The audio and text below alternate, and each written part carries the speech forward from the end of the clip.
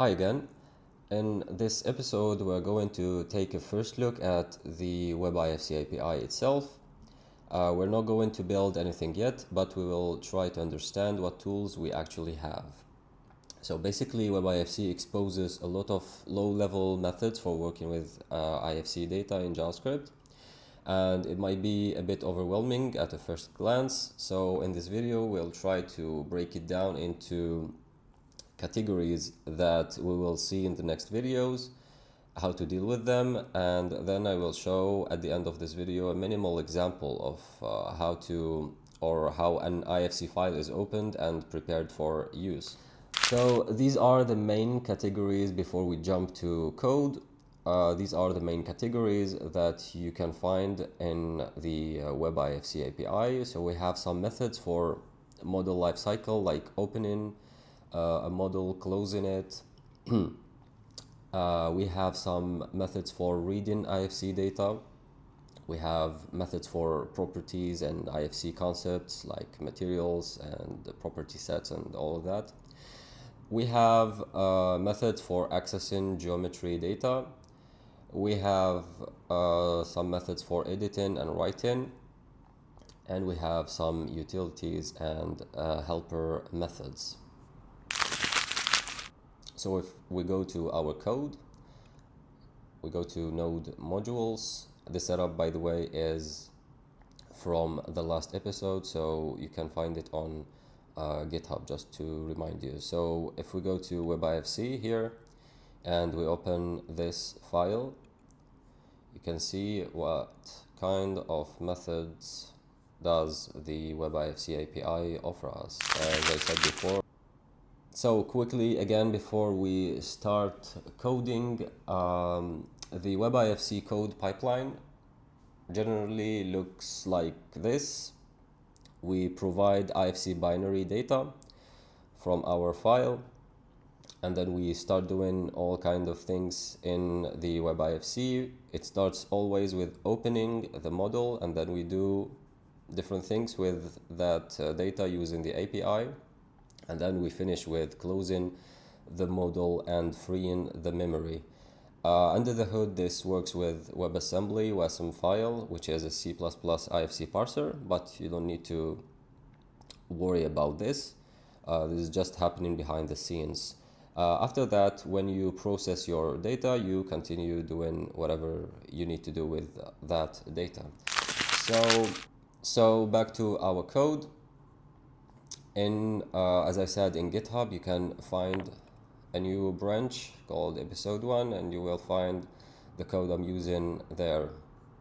So basically, I have added an input to choose an IFC file. I added this event listener, and I grab that file and turn it into binary data so our Web-IFC can read it.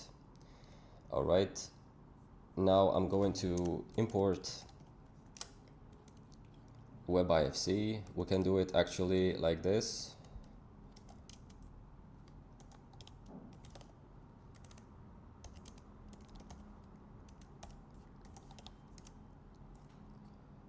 Or we can pick specifically what we need, like this. So I need to import the IFC API for my case.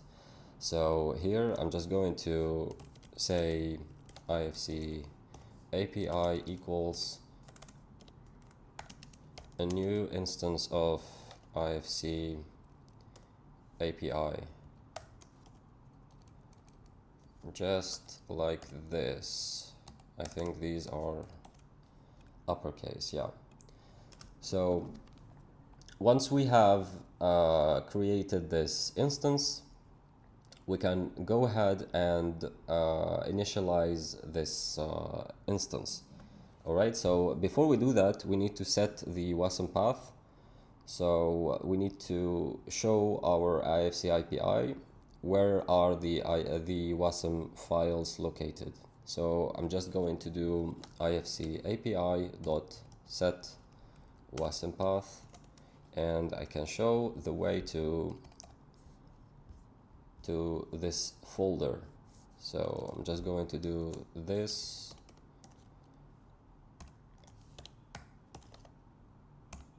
and it's ready to be used.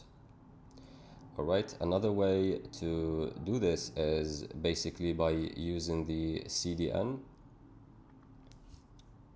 You can see it here. I have added it in a comment. You can use this one also as another option. So after we set the WASM path, we need to do await IFC API dot init. Next, we just need to start opening our model by doing IFC API dot open model. This loads the model, and here we need to provide this IFC data that we had earlier, just like this, and this returns the index or the ID of the model. So the first one that we open, in our case we're just opening just one, so basically model ID is going to be always 0, but in case you're opening many, you need to keep track of those IDs. So we have opened our model. We can just log this model ID.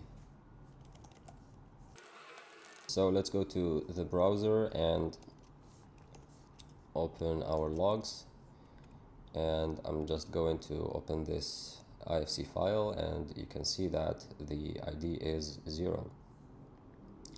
So now after opening this model, as I said before, we can do all kind of accessing data things.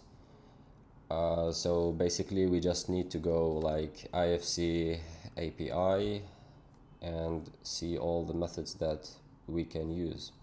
I will show more in the next videos, but for now we just for testing we can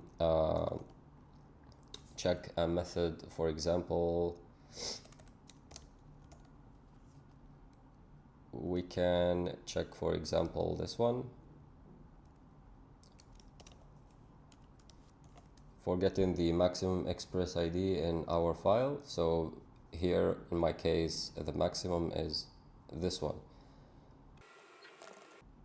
So we can log this here also, and